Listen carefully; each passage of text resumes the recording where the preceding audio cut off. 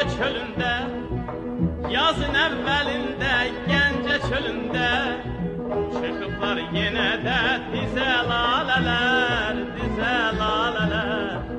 Yağıştan ıslanan yarpaklarını